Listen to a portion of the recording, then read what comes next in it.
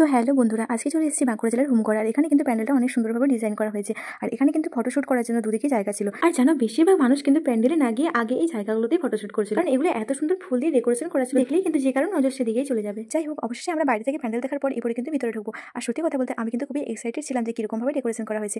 আর সত্যি কথা বলতে আমার কিন্তু এই পুরো জায়গাটা অনেক সুন্দর লেগেছে। প্যান্ডেলটা কিন্তু খুব সুন্দরভাবে ডেকোরেশন করা হয়েছিল। আর তার সাথে মায়ের মুখটা ছিল দেখার মতন। এই মুখ দেখলে মনে কিন্তু অনেকটা প্রশান্তি আসে। যাই হোক, ঘুরতে ফিরতে আমি কিন্তু খুবই ক্লান্ত হয়ে পড়েছিলাম, তাই কিন্তু আমি একটু হাওয়া খেয়ে নিলাম। এরপর কিন্তু আমরা সোজা চলে গেছিলাম প্যান্ডেলের ভিতর দিকে। আর সত্যি বলতে তখনই কিন্তু ভিড়টা সেই জমেছিল। আর প্যান্ডেলের চারদিকটা বিশেষ করে লাইটিংগুলো কিন্তু অনেক সুন্দর আর অনেক আকর্ষণীয় ছিল। এরপর আমরা মাকে প্রণাম করে তারপর কিন্তু আবারও প্যান্ডেলের চারপাশটা ভালো করে দেখছিলাম। দেখতেই পাচ্ছ চারপাশটা কতটা সুন্দর লাগছে। আর আমি তো এখানে গরমে বারবার ক্লান্তই হয়ে পড়ছিলাম, তাই আবারও আমি হাওয়া খেয়ে নিলাম। আর সত্যি কথা বলতে প্যান্ডেলে আসার পর থেকে আমি শুধু এই পাখাটাকেই খুঁজছিলাম কখন একটু হাওয়া খেতে পারবো। আর আজকে যেহেতু আমরা দুপুরবেলা এসেছিলাম, তাই কিন্তু গরমটাও একটু বেশিই ছিল, তাই কিন্তু আমাদের একটু বেশিই কষ্ট হচ্ছিল। যাই হোক, সর্বোপরি আমরা যে মায়ের দর্শন করতে পারলাম আর এই প্যান্ডেলগুলো দেখতে পারলাম, এটাই কিন্তু অনেক ভাগ্যের ব্যাপার।